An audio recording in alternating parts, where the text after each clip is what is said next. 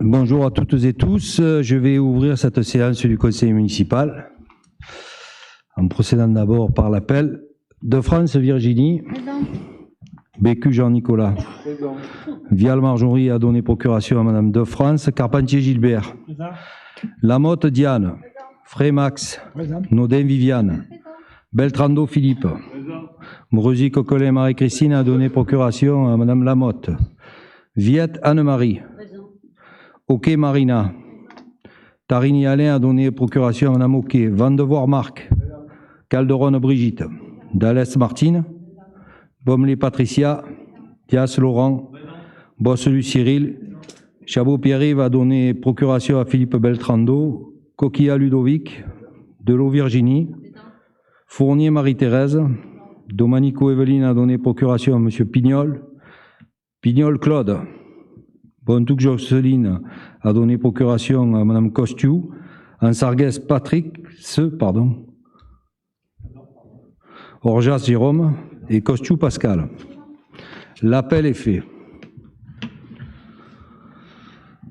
Nous allons ouvrir le conseil municipal, ouverture de la séance, désignation du secrétaire de séance, enfin de la secrétaire de séance éternelle, c'est Delot Virginie.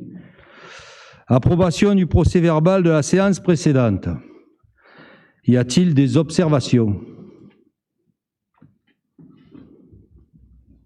Il n'y en a pas? Passage au vote.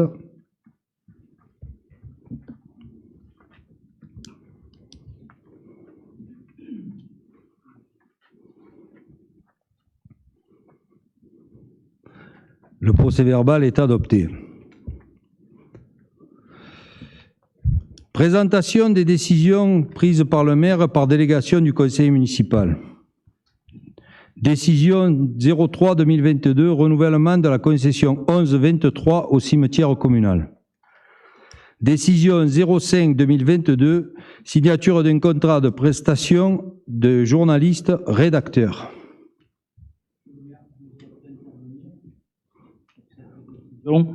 Simplement pour vous donner notre opinion. Alors après avoir réalisé des dépenses pour un audit financier, pour du conseil en communication, pour actuellement un conseil en relations institutionnelles, et maintenant un conseil en rédaction pour le journal municipal et la page Facebook, nous trouvons ces dépenses inconsidérées pour des conseils, surtout dans le contexte actuel où Monsieur le Président de la République française est dans la tourmente après avoir dépensé en 52,18 milliards d'euros pour des conseils privés, avec des entreprises, bien évidemment, privées. Alors, je suis étonné de cette dernière décision parce qu'il m'étonne tout de même que dans votre équipe, vous et vos élus, n'ayez pas je dirais, les capacités nécessaires pour rédiger des articles dans le bulletin municipal, ou en tout cas, il semblerait que, ou alors, vous n'ayez pas la force de travail pour le faire. Donc, dans les deux cas, nous regrettons cette décision, et voilà, je tenais à vous exprimer ce point de vue que je trouve dommageable pour les finances de la commune.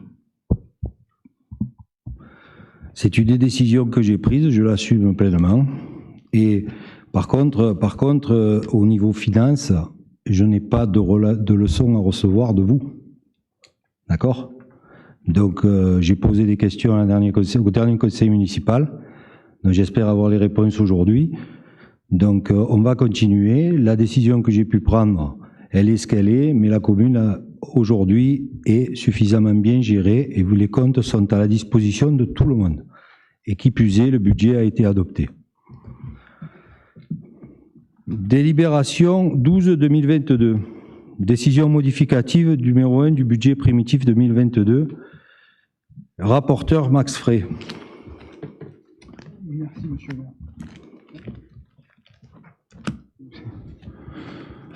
Merci, monsieur le maire. Juste une précision par rapport à l'audit. L'audit qui a été demandé en début de mandat par monsieur le maire est un audit qui est tout à fait conforme et qui est, je dirais, de bonne loi et surtout qui est appliqué dans toutes les communes où il y a un changement effectivement d'équipe municipale. Ça se fait même plus au niveau de l'État.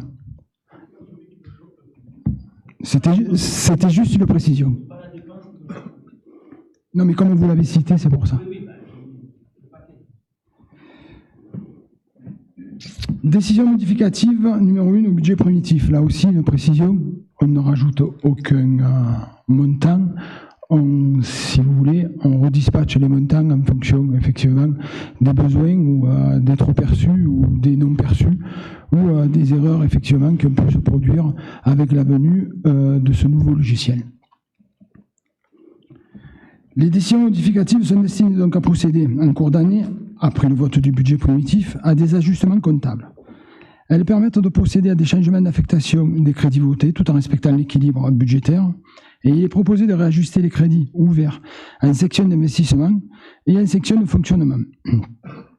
Section de fonctionnement, sans dépenses, il convient de rembourser à ce jour un trop perçu au titre du transfert de compétences entre la métropole et la ville de Roquefort-la-Bédoule dans le cadre de la convention de gestion défense extérieure contre l'incendie.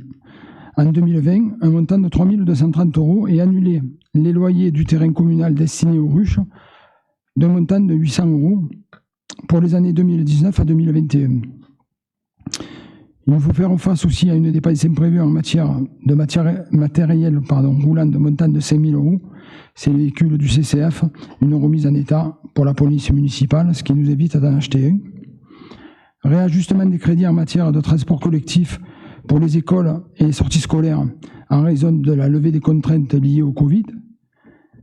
Des crédits prévisionnels en créances admises en non-valeur correspondant à des créances non recouvrées et des dépenses prévues en titre annulé sur l'exercice précédent. Je vous laisse découvrir les chiffres. Simplement, je le répète, donc sur les différents articles qui vous sont mentionnés, publication, services extérieurs et dépenses imprévues, ceci représentant de tête un montant de 28 500 €. Mais ces 28 500 € ont été un peu redispatchés en fonction des besoins que je viens de vous énoncer.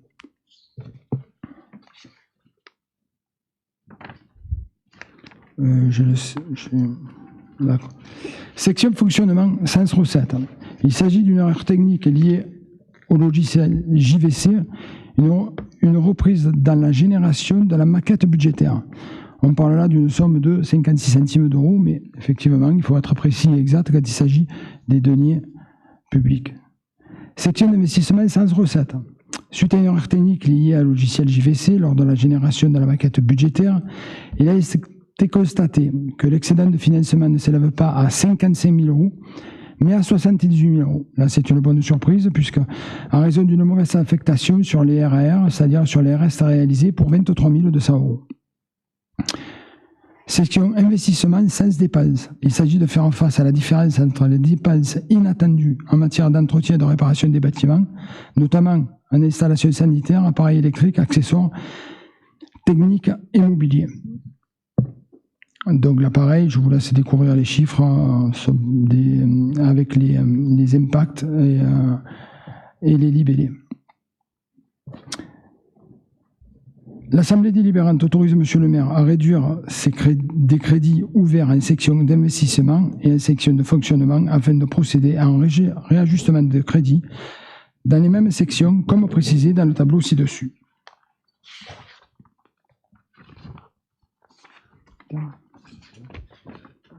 Des questions.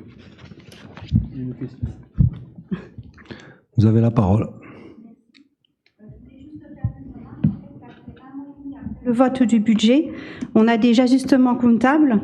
Si le débat d'orientation budgétaire avait été un peu décalé, vous auriez eu jusqu'au 15 avril pour pouvoir vous familiariser avec ce nouveau logiciel qui engendre de nombreuses erreurs techniques, aussi bien pour l'utilisateur que pour le lecteur. Je vous répondrai, donc comme je viens de vous le lire, il y a des ajustements comptables qui sont faits par rapport à la situation et par rapport à la reprise. Par exemple, là, on réajuste comptablement la réouverture des transports scolaires sur la piscine. Rien à voir avec une date précise quant à la présentation du budget. C'est simplement les événements de ce que l'on vit depuis 2 ans qui nous font réajuster en fonction des ouvertures de la piscine, en fonction des transports scolaires qui reprennent, ou en fonction demain d'autre chose. Et non pas, si vous voulez, alors après, effectivement, il y a eu quelques réajustements par rapport au logiciel, mais vous verrez qu'il y en aura d'autres tout au long de l'année. Et à un moment donné, il fallait arrêter les comptes.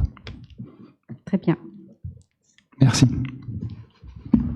Monsieur Alsarguez. Alors, réduction de crédit, article 673. Ces titres annulés, peut-on savoir le détail? Les 8030 €. Alors, les 8000...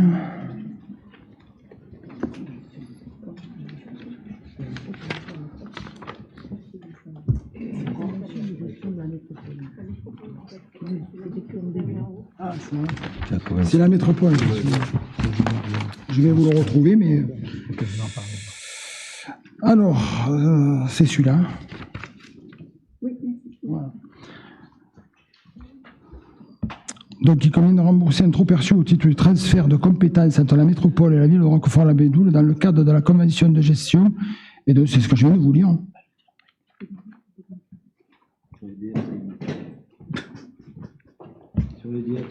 Ouais.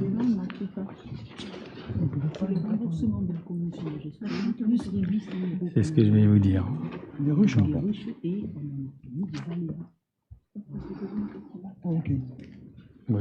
Donc, c'est effectivement, c'est les remboursements, plus les ruches, plus on a mis une partie en aléa. Très bien. Ça correspond dans la métropole. Trop perçu à la métropole. Bon. Est-ce que c'est clair? Non, pas du tout. Donc, trop perçu de la métropole, une partie pour les ruches que vous aviez facturées à tort, à des apiculteurs alors qu'ils ne posaient plus les ruches sur les terrains communaux. Donc, il a fallu récupérer la facturation que vous aviez effectuée à tort. Et ensuite, on a mis quelques aléas parce que peut-être que vous avez commis d'autres erreurs et qu'il faudra peut-être à nouveau rembourser. D'accord. Ça vous va? Pas du tout. En tout cas, c'est la réalité. Personnellement, j'ai reçu la dame pour les ruches. Je peux pas vous dire que ça va bien. Bon. Non, mais personnellement, si vous voulez un peu développer. Non, mais c'est sûrement notre logiciel. Je pense que c'est notre logiciel qui a dû dérailler. Hein? Non. Sur les ruches, il n'y avait pas de logiciel. Ah, il n'y a pas de logiciel. Pour les ruches, c'est Mme Bousteau, c'est ça? Alors, on ne va pas citer de nom. Oh, ben bon. D'accord. En revanche, on mais il n'y a peut rien citer contre elle. désagréments Il aurait encore fallu que nous sachions qu'elle soit partie. Elle n'est pas venue, elle n'a prévenu personne. On ne va pas rentrer dans le débat. Mais le problème, c'est qu'elle est embêtée aujourd'hui parce qu'elle a été, si vous voulez, reçue une lettre recommandée par huissier. Donc ça fait un sujet que ça fait plus de 3 ans que ça date. Voilà, on a décidé de vite régler les choses pour pas qu'elle se prenne un ATD sur ses comptes. Vous avez bien fait. Oui, on le savait. Je vous remercie.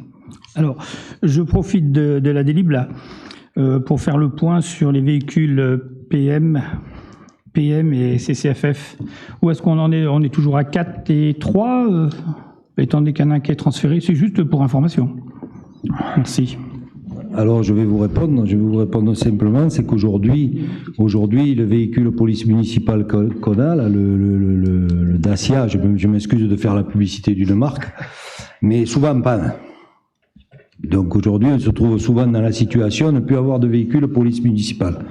Donc on a pris la décision justement de réutiliser un vieux Pajero qui était disponible et qui l'est encore, contrairement à ce qu'on peut dire si besoin était à la comité communal feu de forêt, qu'on a fait remettre en état justement pour parer dans l'éventualité où l'autre retomberait en panne.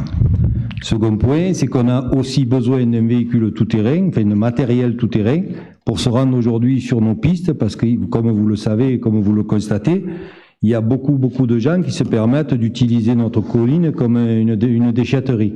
Et il est vrai que la police municipale peut être appelée aussi à se rendre dans des zones qui sont accidentées. Et pour revenir au Dacia, il n'est pas 4x4. Donc il a fallu trouver une solution. Plus tard, des investissements seront faits dans du matériel beaucoup plus moderne et beaucoup plus disposé. Et ce véhicule-là sera de fait redonné au comité communal feu de forêt, puisque le flocage n'est pas un flocage définitif, mais un flocage magnétique qui permettra de changer en fonction des besoins des uns et des autres. Est-ce que la réponse vous va? Parfait. Eh bien, c'est parfait. Alors, il reste combien de véhicules du coup au CCFF? 3. D'accord. 3 avec de l'eau. Avec des porteurs d'eau. Très bien. OK. Nous passons au vote. Abstention.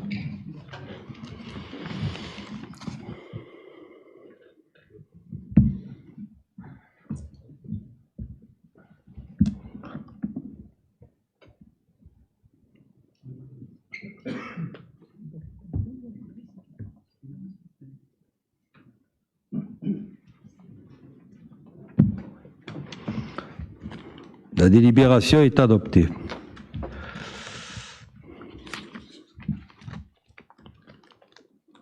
J'ai encore le papier, moi. Délibération 13-2022, modification de la présentation de l'affectation de résultats de l'exercice 2021. Rapporteur, M. Max Frey. Merci, monsieur le maire. Donc là, avant de vous lire l'exposé des motifs, c'est pareil. On est sur la forme et non pas sur le fond, pas de changement de montant, juste un changement de présentation qu'on nous a demandé. Et la deuxième partie de mon explication concernera ce que je viens de vous expliquer sur la première délibération. Donc, modification de la présentation de l'affectation des résultats de l'exercice 2021. Les services de la préfecture demandent à la collectivité de modifier la présentation de l'affectation des résultats 2021 sans impact sur les données chiffrées. Pour rappel, l'excédent reporté de la section d'investissement pour l'année 2020 était de 343 650,89 €. Et pour rappel, l'excédent reporté de la section de fonctionnement pour l'année 2020 était de 1 055 543,79 €. Je vous laisse découvrir les chiffres qui suivent. Donc, le résultat excédentaire de fonctionnement à la clôture de l'exercice 2021, si on fait là, s'élève à un montant de 1 276 444,56 € et qui sera réparti comme suit. Section de fonctionnement sans recette, 951 899,72 €. Section d'investissement sans dépenses, 324 544,84 €. Tous ces chiffres-là, vous les connaissez puisqu'ils vous ont été présentés au dernier conseil municipal lors de l'acceptation du budget. L'intégration de la correction des restes à réaliser, comme faire la délibération que l'on vient de voir, ce que je vous disais, et comme faire aussi à l'erreur technique du logiciel. L'excédent de financement de la section d'investissement pour un montant de 78 000 €, hors reste à réaliser, sera inscrit au chapitre 001, en solde d'exécution d'investissement sans recette. En effet, les restes à réaliser d'un montant de 23 200 € seront décrémentés et ont impacté le solde et l'excédent de la section d'investissement pour un montant initial de 55 206,94 €. C'est ce que je vous disais, la bonne surprise qu'on a eue, effectivement. On a pu récupérer 23 000 € sur des restes à réaliser. Voilà, j'en ai terminé. Y a-t-il des questions? Passage au vote. Si, c'est ce qu'on fait pour le motif. Là. Excusez-moi, si on s'abstient pour le même motif que la dernière fois. Vous n'avez pas fait suffisamment d'économies dans la section de fonctionnement pour l'affecter à la section d'investissement, ce qui obère les capacités de la commune à investir dans les équipements.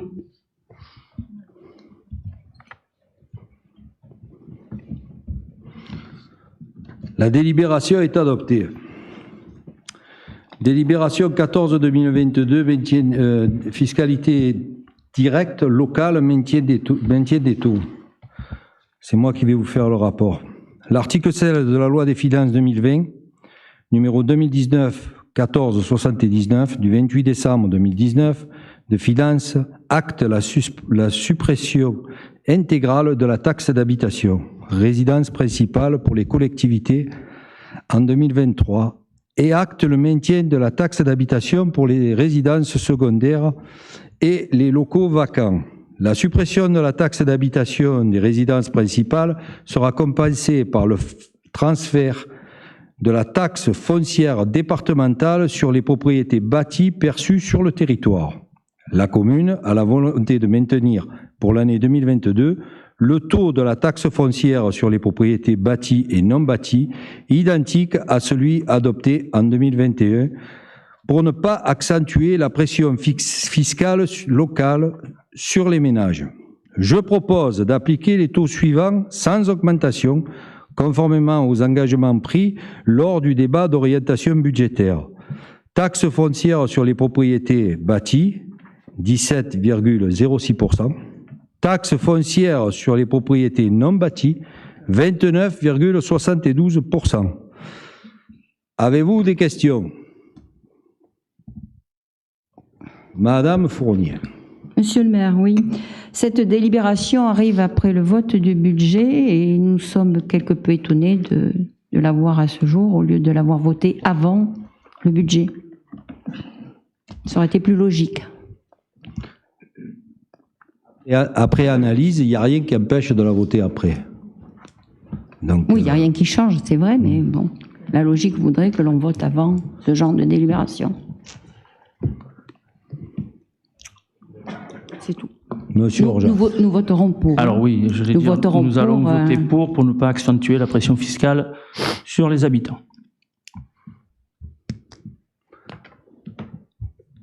Passage au vote.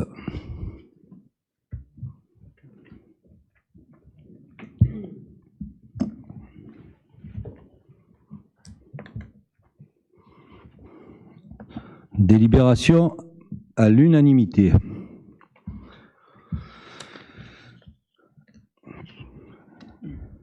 Délibération 15-2022, actualisation du régime indemnitaire concernant les auxiliaires de périculture et l'organisation des élections.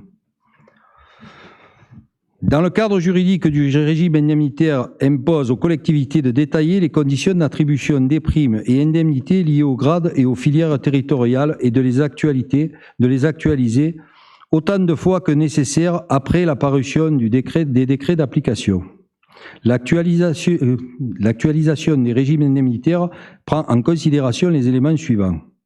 La parution du décret numéro 2021-1882 du 29 décembre 2021 portant statut particulier du cadre d'emploi des auxiliaires périculture territoriaux classe ce cadre d'emploi de catégorie B et son intégration dans le bloc du régime indemnitaire des fonctions, des sujétions, de l'expertise et de l'engagement professionnel au RIFSEP de la même catégorie. Les conditions d'octroi de l'indemnité horaire pour travaux supplémentaires du régime indemnitaire des fonctions et de sujétion et de l'expertise et de l'engagement professionnel, RIFSEP, pour les filières dans le cadre de différentes élections politiques. Comme vous l'avez bien compris, le deuxième paragraphe concerne les 4 dimanches qu'il va falloir facturer et payer aux agents qui travailleront pour les élections les fameux dimanches. Le conseil municipal doit abroger la délibération 55-2020 du 29 octobre 2020 afin d'appliquer l'actualisation des conditions d'octroi du régime indemnitaire dont les crédits sont déjà inscrits au budget du présent exercice au chapitre 012. Y a-t-il des questions? Monsieur Alsargues. Alors, comment varient ces régimes indemnitaires et pour quel agent? Combien cela représente-t-il en masse salariale totale? Déjà, la première des choses, c'est les auxiliaires de périculture qui bénéficient. C'est un décret national, monsieur Alsargues, on n'en a pas vraiment le choix. Ce n'est qu'une question. Mais je vous réponds. Attendez, je vous réponds, pas la peine de faire Marcel Pagnol. Oui, tout à fait. Je vous réponds. Donc je vous dis, c'est un décret qui concerne les agents territoriaux pour lequel je ne vais pas vous dire combien ça coûte, parce qu'en fait, on n'a pas d'autre possibilité que de le mettre en application. C'est un décret, c'est une loi, donc on applique. Voilà.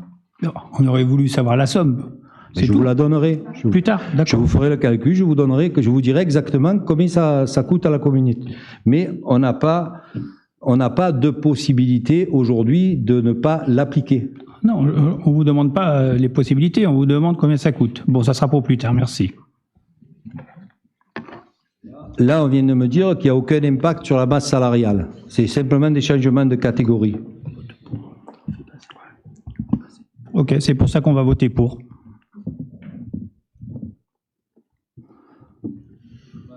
Passage au vote.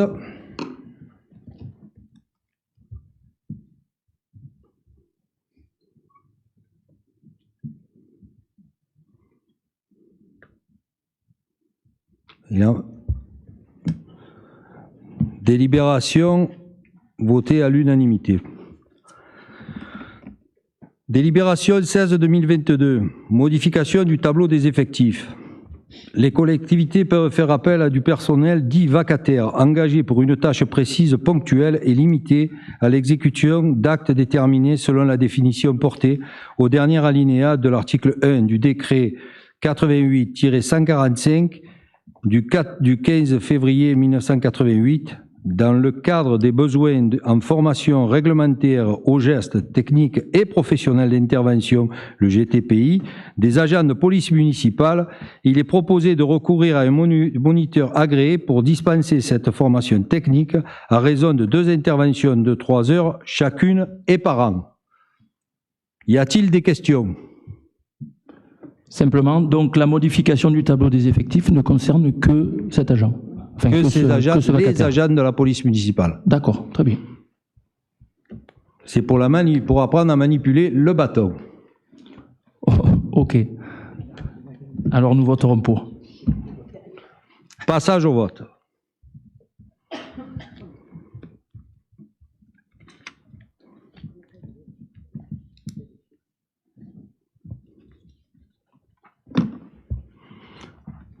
Délibération adoptée à l'unanimité.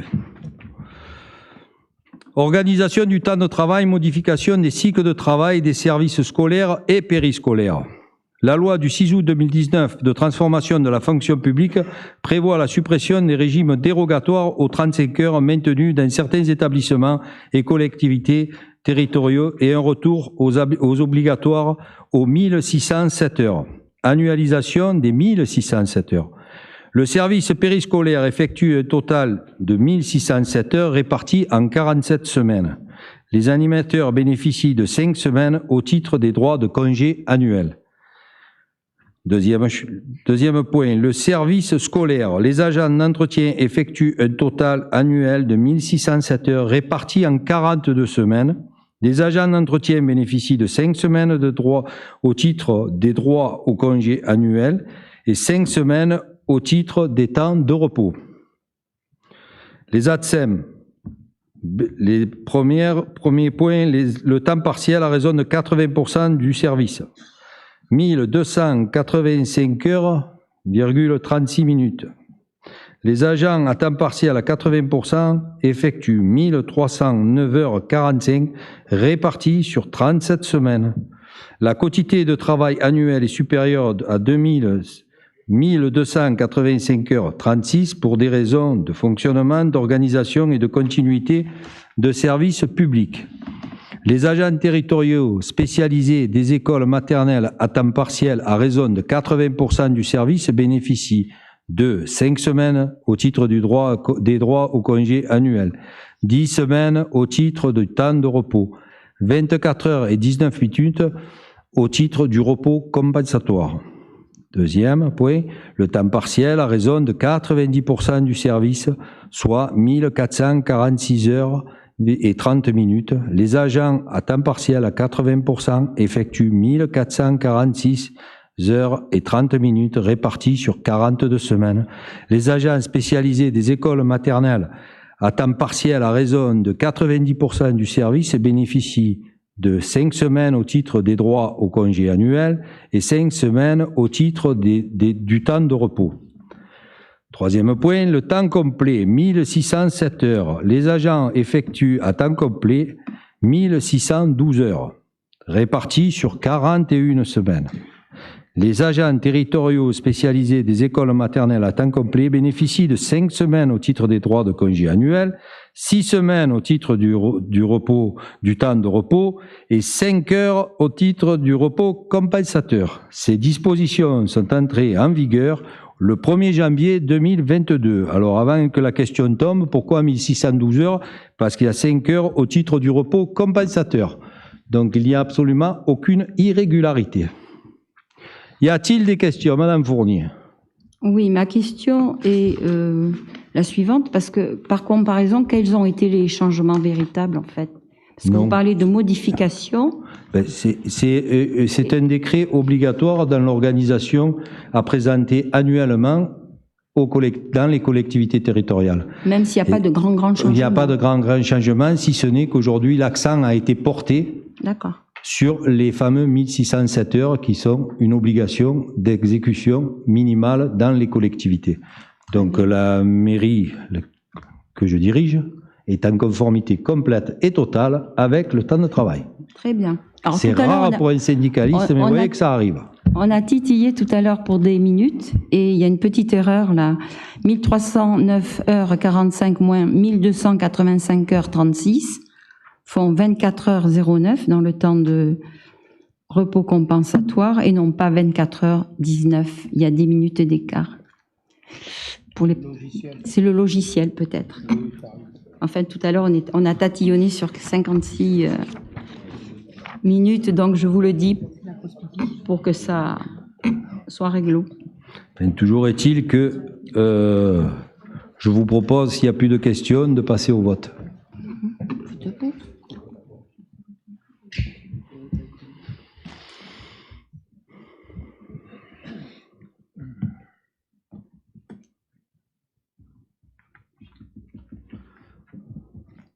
Délibération adoptée à l'unanimité. RLPI du territoire Marseille-Provence. Avis du conseil municipal sur l'élaboration du RLPI. Rapporteur Marina Oquet. J'ai perdu ma page. C'est bon, je vais prendre ça. Excusez-moi, j'ai perdu ma page. J'arrive. C'est bon, j'appuie là. Alors, la métropole a engagé l'élaboration d'un règlement local de publicité intercommunale, dit RLPI, couvrant l'intégralité du territoire Marseille-Provence. L'enquête publique s'est tenue du 16 septembre au 18 octobre 2021.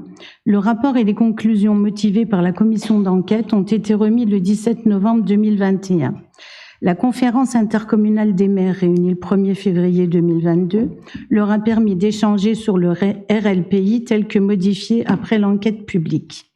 Les modifications concernant Roquefort-la-Bédoule se limitent à un ajustement du zonage à la réalité de l'urbanisation, une partie de la zone urbaine reclassée en ZP6A au lieu de ZP7. La publicité supportée par du mobilier urbain est admise sous réserve que sa surface unitaire n'excède pas 4 mètres carrés sur le mobilier destiné à recevoir des informations non publicitaires à caractère général ou local ou des œuvres artistiques, le format fixé par le Code de l'environnement dans les autres cas.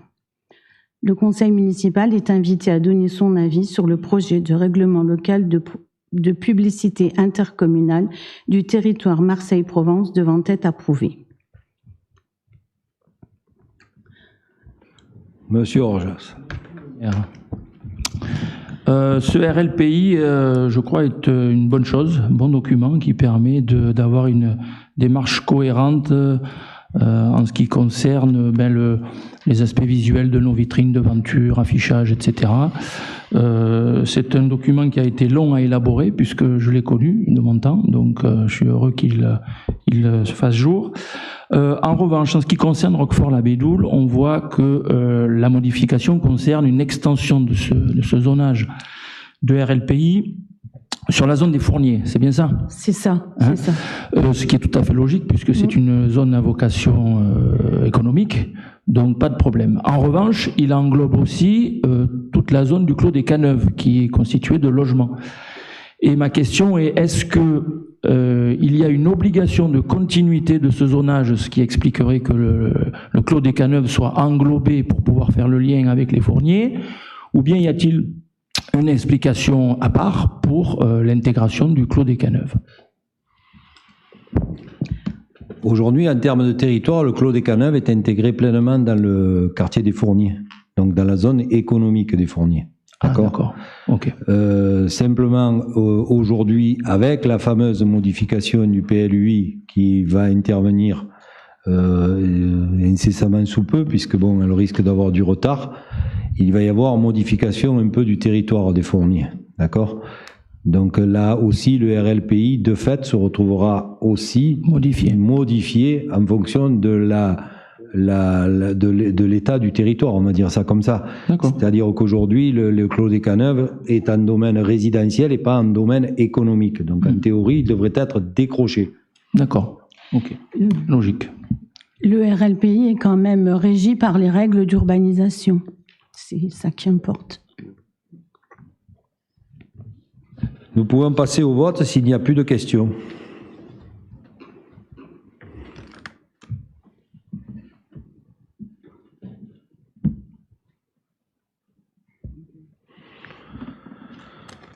La délibération est adoptée. Délibération 19-2022. Cession d'une parcelle communale cadastrée AW 298 pour la création d'une résidence sociale intergénérationnelle. La commune est propriétaire d'une parcelle cadastrée AW 298 devenue AW 199 située route de Cassis pour une contenance totale de 22 569 mètres carrés. Ce terrain couvert par les règles du PLUI approuvé le 19 décembre 2019 et modifié le 19 novembre 2021 concerne deux zones distinctes sur une même unité foncière. Zone UCT1 pour une contenance d'environ 14 000 mètres 330 qui permet notamment le développement de collectifs discontinus avec une emprise au sol maximale de 20% d'une part. Une zone UQP pour une contenance d'environ 8 239 mètres carrés, zonage principalement dédié au développement et au fonctionnement d'équipements de proximité d'intérêt collectif et services publics. La commune de Roquefort-la-Bédoule est soumise depuis le 22 décembre 2020 à un arrêté de carence sous le numéro 013 2020 12 22 013 consécutif au non-respect de l'objectif triennal pour la période 2017-2019 et au non-respect des obligations de réalisation de logements locatifs sociaux sur la commune. Plusieurs sociétés immobilières et plusieurs opérateurs ont sollicité, Monsieur le maire, dans le but d'acquérir la parcelle pour la réalisation de projets. La société Erilia, bailleur social, a notamment proposé un programme d'aménagement d'une résidence intergénérationnelle avec la création de 104 logements, de locaux d'activité ainsi que 140 stationnements, l'ensemble représentant une surface de plancher d'environ 7 000 m². La répartition des logements serait la suivante: 21% de logements locatifs sociaux de type PLAI, soit 22 logements, 35% de logements locatifs sociaux type PLUS, soit 37 logements, 14% de logements sociaux type PLS, soit 14 logements, et 30% en bail réel et solidaire, soit 31 logements. Outre la création de logements, le projet prévoit un engagement dans la durée de l'animation pérenne de la résidence sociale senior avec la présence d'un effectif à plein temps. Ce projet permettra de soutenir une production équilibrée de logements sur le territoire de la commune de Roquefort-la-Bédoule, tout en maintenant les jardins existants sur la partie basse de la parcelle. Il permettra en outre le soutien à l'économie de proximité avec l'intervention souhaitée et exprimée par la municipalité auprès du porteur du projet, des entreprises locales dans la phase de réalisation. Dans le cadre de cette opération, il conviendra au préalable à la vente de réaliser une division parcellaire AW 298 sous la forme d'un document d'arpentage afin que la partie située en zonage UQP demeure dans le domaine public de la commune. La vente ne concernera que la partie de la parcelle AW 298, devenue AW 199, située en zonage UCT1. Cette division sera opérée dans le cadre d'une division primaire, conformément à l'article R 442-1A du Code de l'urbanisme. Cette parcelle a fait l'objet d'une évaluation de la part du service des domaines en date du 10 mai 2021. Le conseil municipal est invité à donner son avis sur le projet de cession de la dite parcelle en réponse à l'offre d'Erilia du 17 mars 2022 pour l'acquisition de la dite parcelle au prix de 1 200 000 € en vue de la réalisation de la résidence sociale senior intergénérationnelle. Monsieur Orjas. Monsieur le maire, donc nous sommes bien d'accord, cette délibération fait écho à la délibération du 19 septembre qui avait été retirée dès lors. Oui.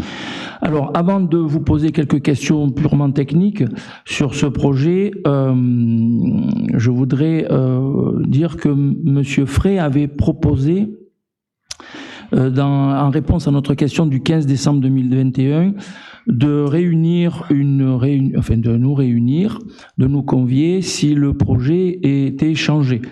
Or, il apparaît quand même qu'il y a des changements, alors peut-être n'avez-vous pas jugé qu'il changeait suffisamment pour nous réunir parce que nous n'avons pas été conviés. Bon, ça c'est une remarque préliminaire. Ensuite, j'ai quelques questions purement techniques. On s'aperçoit que la surface cédée n'est plus la même. On a un delta de 743 mètres carrés. Pourquoi l'emprise du projet a changé? Avez-vous extourné des secteurs? Je vous répondais tout à l'heure. Ah d'accord, ok, très bien.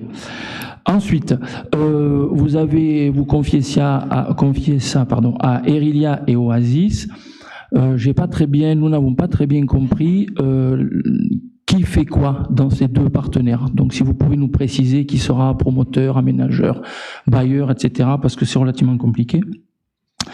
Donc, ravi que vous le vendiez pour le juste prix de 1,2 million, qui est le prix des domaines auquel les maires avons préférément tendance à se rallier, sachant que le prix de vente dans la dernière délibération était de 1 million seulement, au lieu d'1,2 million. Nous constatons, alors vous me contredirez si j'ai mal analysé le document, que le projet ne prévoit plus de locaux municipaux pour établir une crèche dont les loyers devaient revenir bien sûr à la commune. Et de 107 logements, nous passons à 104, ce qui est une réduction tout à fait minime, négligeable, pour 140 ou 141 places de stationnement.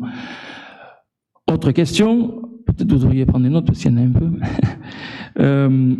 Donc, est-ce que la dation est toujours prévue ou pas? J'ai bien compris aussi que le niveau des bâtiments serait abaissé pour mieux s'intégrer dans le paysage, ce qui est une bonne chose, même si le projet paraît assez invasif pour les quartiers avoisinants. Alors, je dirais simplement, à titre personnel au nom du groupe, que c'est une opération louable parce qu'il faut faire du logement social et c'est une nécessité dans nos communes et dans notre pays d'une manière générale. Mais je réitère notre remarque de la dernière fois, nous pensons que 104 logements, ça reste une opération beaucoup trop grosse qui, à mon avis, risque de perturber la progression modérée démographique de notre commune, avec bien évidemment un impact sur les services municipaux. On imagine aisément que 104 familles, ça fait à peu près 250 personnes avec des enfants. Ça risque de perturber notamment les services scolaires et périscolaires. Au-delà du fait que 104 logements, ça peut aussi créer des nuisances, et m'est venu à l'esprit le stationnement, même s'il y a des places de prévues, on sait très bien que le logement social ne requiert qu'une seule place par logement, mais dans la réalité, on sait très bien que les familles ont 2 ou 3 voitures, donc va se poser cette question du stationnement anarchique. Voilà. Et surtout, et c'est ce que je reproche le plus à ce projet, c'est qu'il est 100% social. Ce qui veut dire qu'à l'heure actuelle où tout le monde prône Oui, hein, c'est ça, c'est bien ça. Même le bail, il est social, il est qualifié de logement social. Hein. Donc à l'heure actuelle où tout le monde prône la mixité sociale, y compris les services de la préfecture et le préfet lui-même, je trouve un peu bizarre que l'on fasse vraiment un énorme ensemble qui n'a aucune mixité sociale, donc un seul quartier social. Donc voilà, c'est pour ça que, considérant tous ces aspects, mon groupe s'abstiendra au motif que nous sommes pour créer du logement social, mais que ce projet n'est pas celui que nous aurions imaginé. Voilà. Monsieur Orjas, je vais vous répondre, mais en même temps, dans vos questions, vous avez apporté plusieurs réponses. Vous-même. Je suis quand même étonné. Permettez-moi de vous le dire, je connais vos compétences. Vous avez été à la tête de cette commune pendant 10 ans. Je connais votre investissement.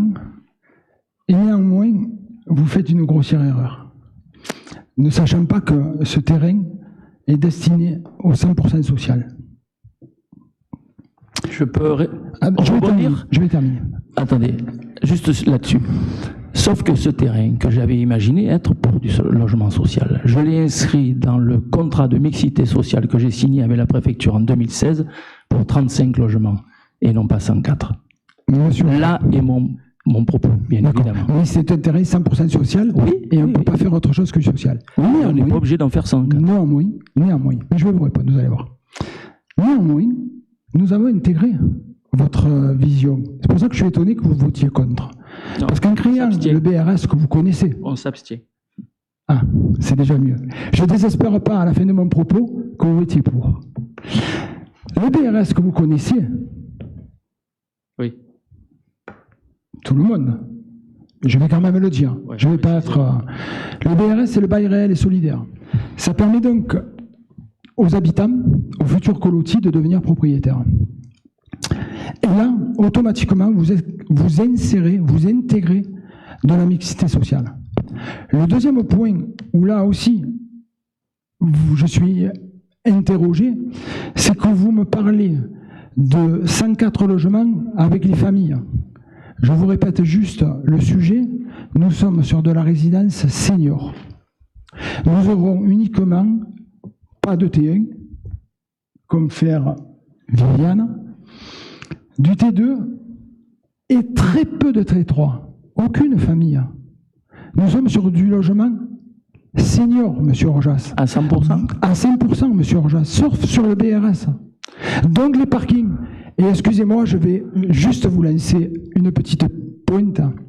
Les parkings seront largement suffisants versus les parkings qui ont été faits aux 4 chemins, où là, nous sommes sur du logement social, du logement en propriété, en acquisition, et on n'a pas les 2 parkings par logement, ni en social, ni de l'autre côté. Et où, je dirais même plus, les parkings ont été revendus à des gens qui n'habitent pas dans l'immeuble. Ceci étant une parenthèse, et très franchement, quand on voit la difficulté qu'on a à mener, et vous l'avez soulevé vous-même, c'est une délibération qui était en septembre, et elle sort aujourd'hui, parce que, effectivement, pour contraindre un bailleur social à faire ce que l'on veut, c'est très compliqué. C'est très compliqué. Ah, mais je ne vous jette pas la pierre. Hein. Et là-dessus, monsieur Orjas, je comprends très bien que parfois, il y a certaines choses qui peuvent vous échapper, notamment les parkings. Donc, je repositionne la chose. Pas de désagrément par rapport à la population, nous serons sur du senior. Ensuite, vous m'avez parlé de le projet, je devais effectivement le représenter à votre groupe. Déjà, je l'avais fait. Disons que ça aurait évité les questions de ce soir. Voilà. Oui, mais monsieur Orjas, j'avais déjà bien expliqué que c'était... Et puis le nom le porte. On est sur de la résidence senior.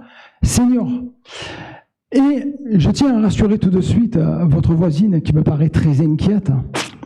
Et c'est peut-être pour ça aussi, madame, que je ne vous ai pas reconvoqué. Excusez-moi, réinvité. Le mot était mal choisi. Réinvité. Pardon ? Vous aviez peur que je vienne ? Pas du tout. Ah bon. Nous avons intégré, Et le maire a été vigilant là-dessus. Et effectivement, les bâtiments, et la réponse, vous l'avez apportée aussi, monsieur Rojas, ont été redescendus. Il y aura juste sur le polygone du stade, effectivement, peut-être un bâtiment qui sortira, mais comme un R+1, mais que sur le stade, de façon à ne pas vous gêner. Et c'est pas sûr. Ensuite, vous m'avez posé la question, il manque 700 mètres carrés. Ça fait partie, effectivement, des discussions que l'on a menées. Ardument, pied à pied, avec le bailleur social. Vous m'avez posé ensuite la question, quel rôle chacun joue-t-il dans cette magnifique aventure? Eurelia est le bailleur social, mais Eurelia n'est pas constructeur. Vous m'avez aussi posé la question... Et c'est Oasis alors qui... Oasis, pardon. Je ne sais pas, ça, très franchement, Eurelia choisira son constructeur. Tout à fait. Ouais. Tout à fait. Ok. Voilà. Bon, après je m'interrogeais surtout sur Oasis parce qu'Eurelia, je les connais. Ouais. Je sais très bien leur cœur de métier. Eurelia,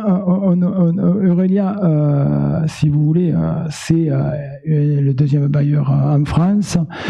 Il a là une grosse capacité financière parce qu'il est affilié avec une grande banque. Eurelia, c'est quelqu'un qui fait du BRS et on voulait absolument du BRS pour répondre à vos questions et intégrer des jeunes. Parce que juste pour peut-être ce que j'ai pas assez précisé, il faut savoir que le bail réel et solidaire, ça c'est des agréments. Et vous pourrez certainement m'en dire quelques-uns, mais ça a aussi des avantages. Ça permet à nos jeunes bédoulins qui n'arrivent plus à se loger d'acquérir un logement entre 20 et 30% de moins cher que le marché. Ça permet, quand on est propriétaire, de faire aussi beaucoup plus attention aux lieux dans lesquels on vit. Ça permet aussi aux jeunes propriétaires d'être vraiment dans l'intergénérationnel, et quand on n'a pas le temps d'aller chercher son enfant à l'école, et bien effectivement, s'il y a la mamie ou le papy ou le couple de personnes âgées qui vit dans la même résidence que nous, de pouvoir s'appuyer sur ces gens-là. Ça permet aussi à la mamie le soir, éventuellement, de... Vous n'avez pas parlé, par contre, de points forts. Notamment parce qu'avec Madame de France, on en a visité quelques-unes de résidences seniors. Et je peux vous dire qu'il y a de très belles réussites, et j'espère que celle-là en fera partie. Et il y a aussi de très gros échecs. Et l'échec vient souvent de l'animation. Et là aussi, ça fait partie de la durée pour vous représenter cette délibération. C'est-à-dire qu'aujourd'hui, nous tenons à votre disposition, bien évidemment, les documents officiels. Nous avons une lettre d'engagement du bailleur social Eurelia, comme quoi il s'engage de façon pérenne, c'est-à-dire sur la durée de la résidence, 80 ans, à animer personnellement, avec un ETP et demi, un effectif temps plein, la résidence. Parce que dans beaucoup de résidences aujourd'hui, l'animation est accompagnée pendant les 3 premières années, au mieux les 5 années, et après ce sont les résidents qui prennent en charge leur propre animation. C'est pas viable. Et ça a un coût. Sur la dation, j'en serai. Est-ce que j'ai répondu à toutes vos questions? Monsieur le maire complétera sur une de vos questions. Alors, peut-être avant que monsieur le maire intervienne, pour rebondir sur...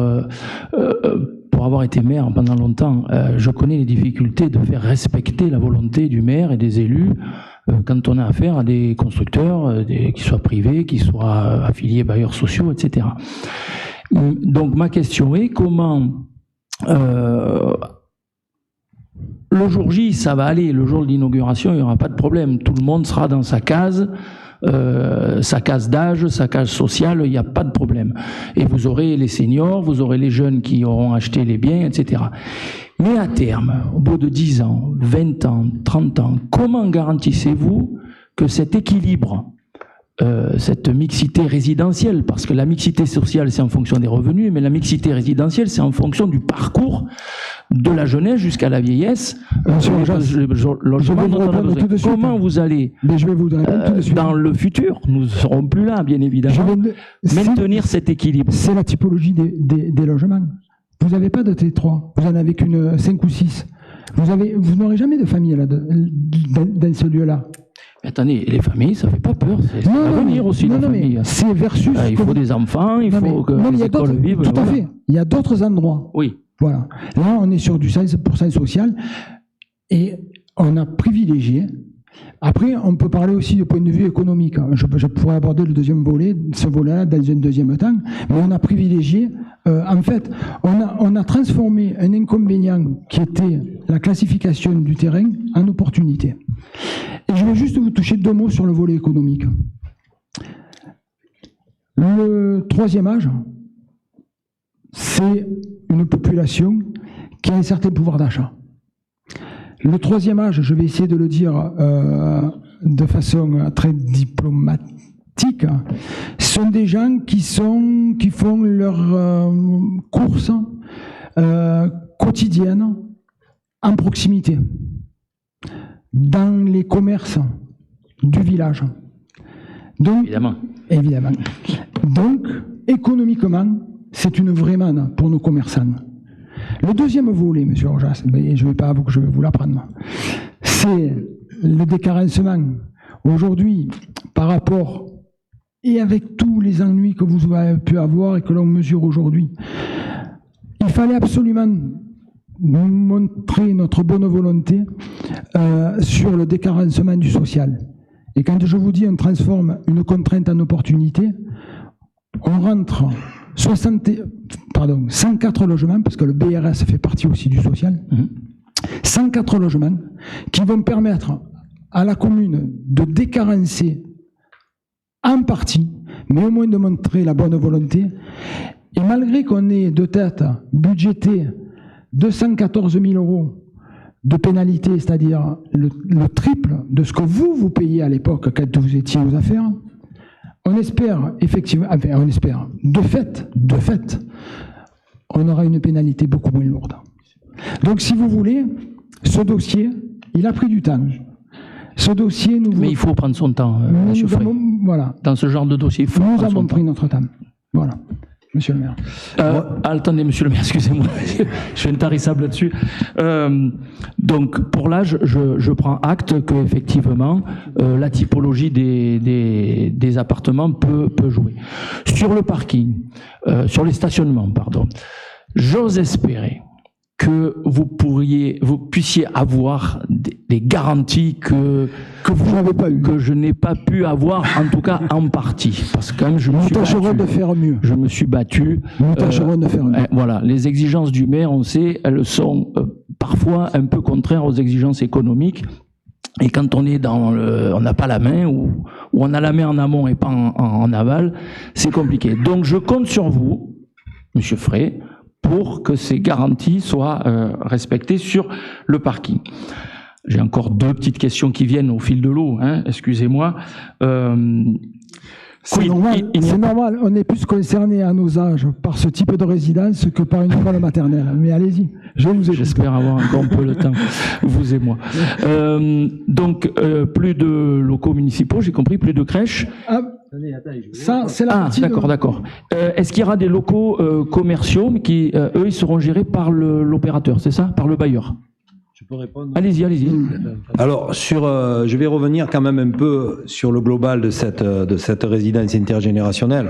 C'était une promesse de campagne que j'avais faite à l'époque, et comme j'aime tenir les promesses, donc l'engagement que j'avais pris, c'était de réaliser cette résidence intergénérationnelle.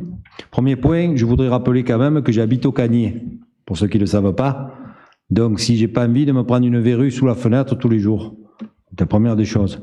Deuxièmement, ce qu'on a exigé de la part du bailleur, c'est qu'il y ait une continuité piétonne entre la résidence intergénérationnelle et le complexe sportif et l'école.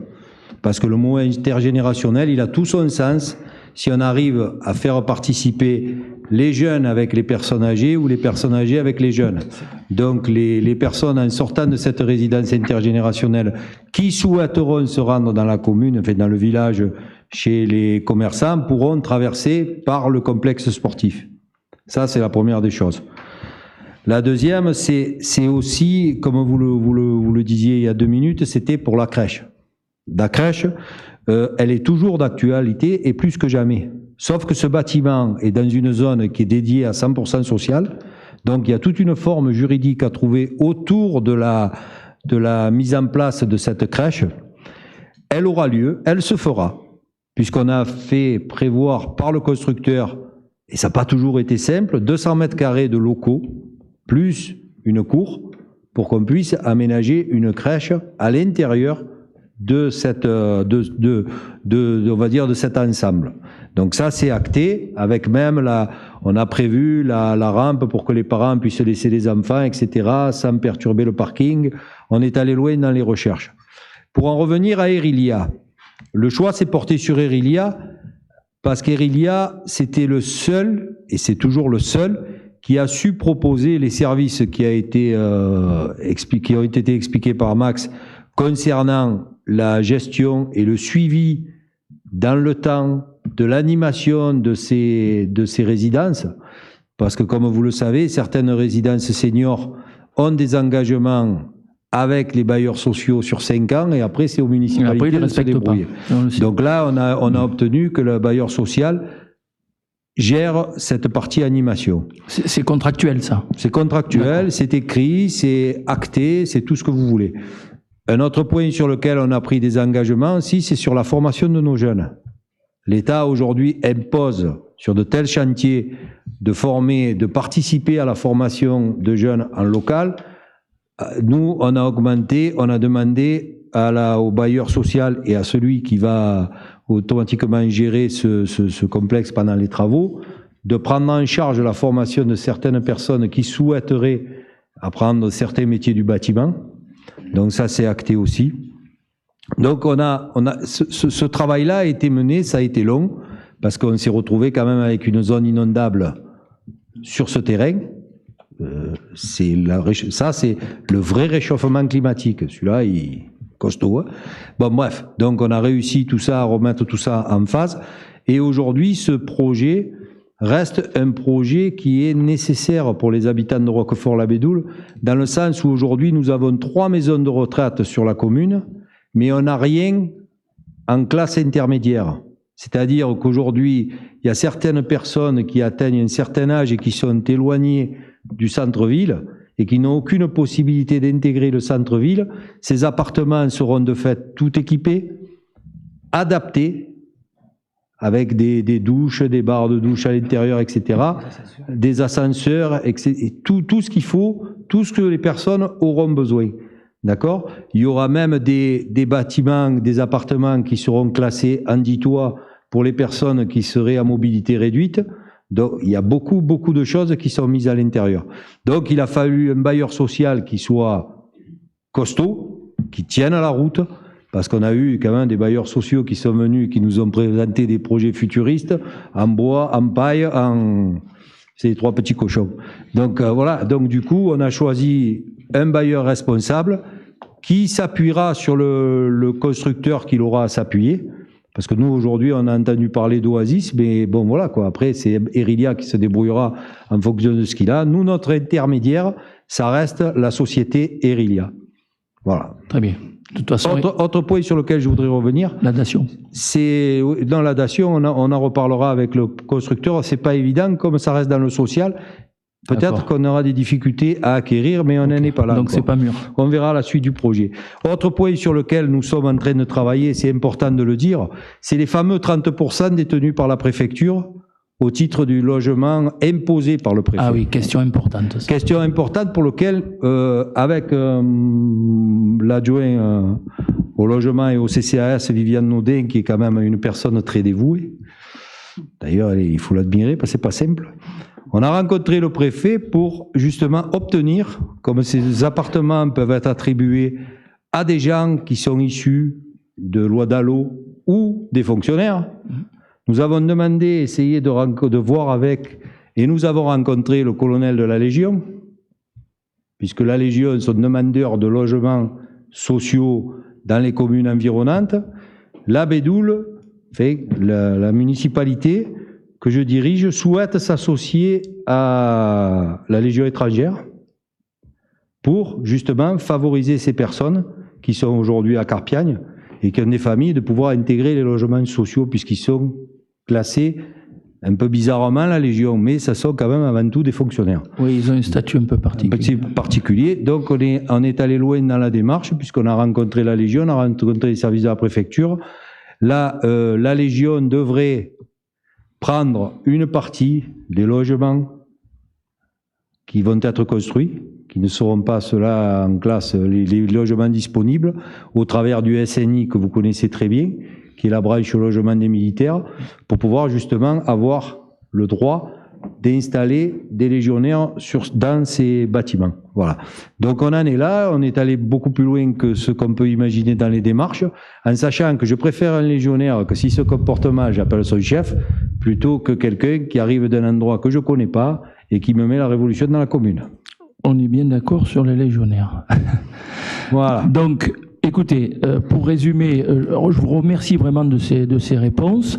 Nous sommes preneurs des documents que vous avez justement pour prendre connaissance de tous ces détails qui sont des détails favorables avec de bonnes idées. Alors, Monsieur Frey, vous avez dit que vous espériez me convaincre. Ce projet est un beau projet sur ça, comme vous me l'avez présenté, mais je reste convaincu que sa taille n'est pas adaptée. Voilà. Le même, un peu plus modeste, vous auriez emporté mon adhésion. Monsieur Orjas, et je pense qu'on va terminer là. Même si vous avez... si votre approche est effectivement quantitative, je dirais, peut être entendue, en revanche, elle n'est pas applicable. Pour la bonne et simple raison, c'est que vous avez une valorisation des domaines à 1,2 million, et pour 35 logements, vous n'y arrivez jamais à le vendre à 1,2 million. Donc la commune, vous connaissez le budget de la commune, vous auriez mal accepté de vendre un terrain estimé à 1,2 million à 400 000 euros. Et la commune aurait perdu 800 000 euros. Oui, mais bon. Mais il y a des réalités économiques. Qualité de vie, c'est bien. Il y a des aussi. réalités économiques. Et oui, et la qualité de vie, c'est bien aussi. Bon, dans tous les cas, je suis convaincu effectivement que de mettre de la population dans un secteur, ça le dynamise, pardon. C'est la même démarche que nous avons fait pour les 4 chemins, remettre 40 familles en cœur de ville qui vont consommer dans les commerces locaux à pied sans avoir besoin de voiture. Donc nous nous abstiendrons. J'espère que Madame la secrétaire générale a noté le motif que nous sommes pour le logement social et nous sommes convaincus de la bonne tenue de ce projet, sauf qu'il est trop important pour nous. Merci. Après, je vous apporterai une dernière précision avant de passer au vote. Les jardins qui sont existants sur place, s'ils ont été maintenus, c'est parce que c'est une zone inondable. D'accord ? Elle est cassée inondable, donc on ne peut rien faire sur cet endroit. Par contre, cette zone anarchique de jardin, il va être remis, on va dire, dans les règles, au travers d'associations, et les terrains qui seront rendus ne seront plus rendus de gré à gré entre les personnes, mais repasseront par la commune qui reste quand même propriétaire de ce petit bout. D'accord ? Donc c'est aussi une remise en conformité de ce qui se passe un peu bizarrement, quoique ça existe depuis... C'est plus vieux que moi parce que j'ai toujours connu. Donc, moi, je crois qu'on parle de 60 ans, oui, facile. Bon, je ne les ai pas encore, donc pour ça. Donc, voilà, donc je les ai toujours, c'est bien ça, je les ai toujours connus. Mais donc ça permet aussi de remettre un peu tout ça au goût du jour, de faire transformer le réseau pluvial qui descend, qui est complètement obsolète aujourd'hui, et il y a quand même un bénéfice pour l'ensemble du quartier. Voilà. Donc maintenant, je ne parle plus, on passe au vote.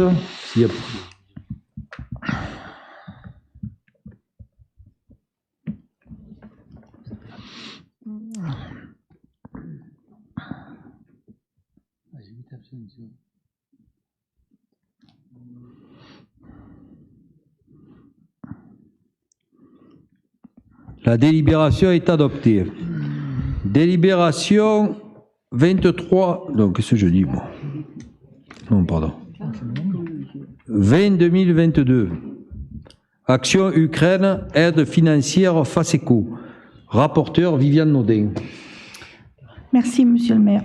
Face aux conséquences tragiques de l'invasion russe, les besoins humanitaires en Ukraine et dans les pays voisins sont très importants et risquent de s'inscrire dans la durée. Le ministère de l'Europe et des Affaires étrangères a activé le Fonds d'action extérieure des collectivités territoriales, dit FASECO, afin de fédérer les initiatives et élans de solidarité exceptionnels avec le peuple ukrainien dans les territoires. Ce mécanisme permet à toutes les collectivités qui le souhaitent, quelle que soit leur taille, d'apporter leur contribution financière, mutualisée au sein d'un fonds géré par des équipes spécialisées du Centre de crise et de soutien du ministère de l'Europe et des Affaires étrangères. Ces contributions permettront de financer des opérations humanitaires d'urgence répondant aux besoins prioritaires des victimes du conflit. La commune souhaite s'engager dans ce dispositif en y apportant une contribution à hauteur de 1 500 €.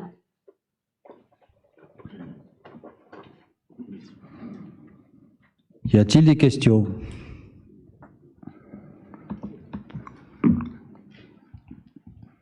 Oui. Fournir, pardon, excusez-moi. Alors, cela fait un certain temps que j'habite Roquefort-la-Bédoule, pour ne pas dire 44 ans. J'ai toujours entendu dire que notre commune était pauvre. Mais de là à ne verser que 1 500 € pour une telle action, ça me semble vraiment pas ajusté. Alors, je ne sais pas s'il y a d'autres actions menées dans le village pour, d'une part, accueillir les réfugiés ou faire quelque chose pour les Ukrainiens, mais ça me semble presque ridicule, cette somme. Alors, il ne faut pas être de suite catégorique sur la somme des 1 500 € parce qu'il n'y a pas que ça. Il y a aujourd'hui la prise en charge de tous les transports scolaires, il y a les repas à la cantine, il y a les activités périscolaires, il y a les hébergements qu'on a fait mettre à disposition qui sont réservés au centre de la gendarmerie, puisque tout ça, inévitablement, ça a un coût pour la commune.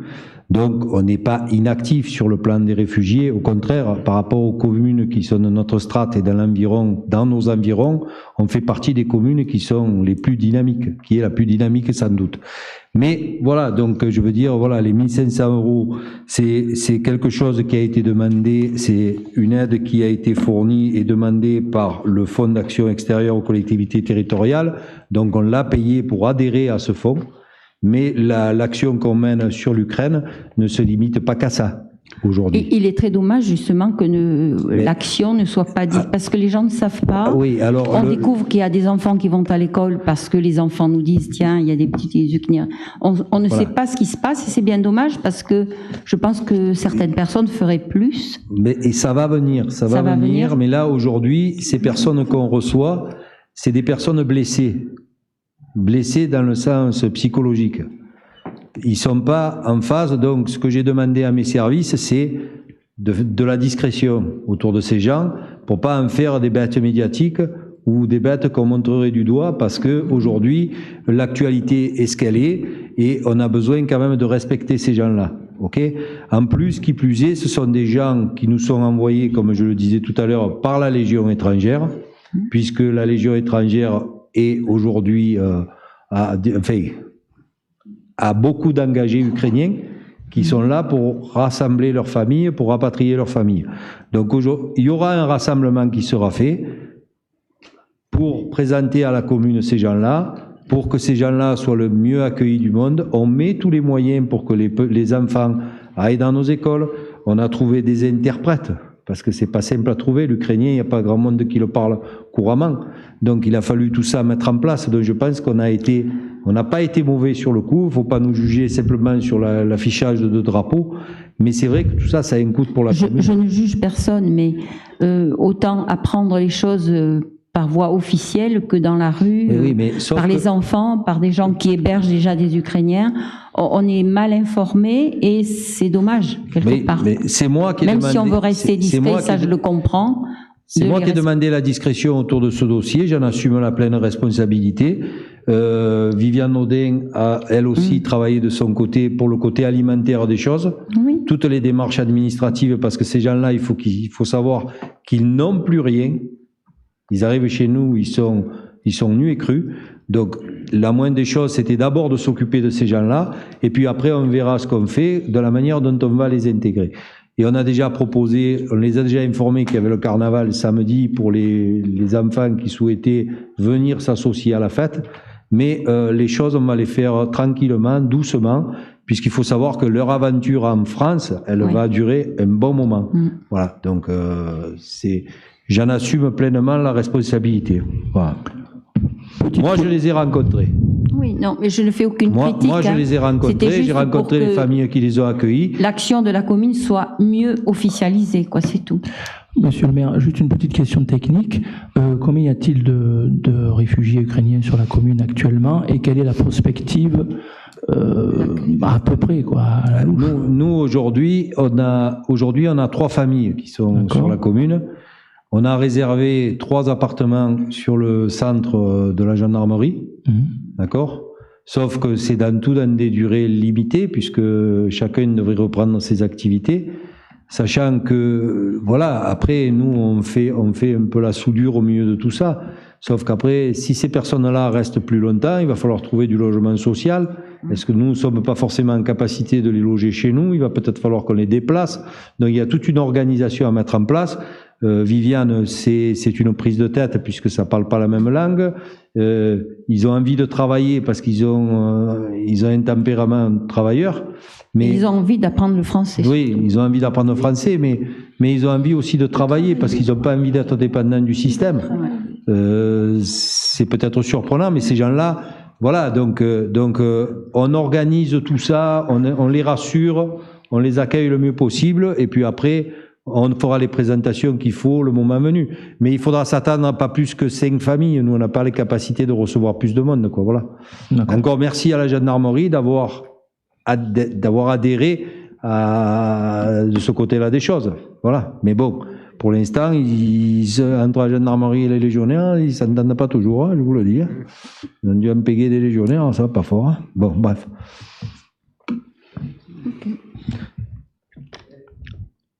On passe au vote s'il n'y a plus de questions.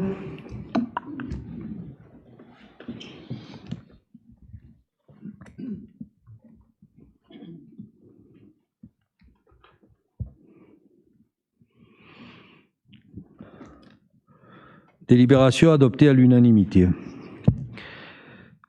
Délibération 21-2022, schéma départemental d'accueil et hébergement des gens du voyage. Rapporteur Viviane Naudin. Merci. C'est pas les mêmes, ça.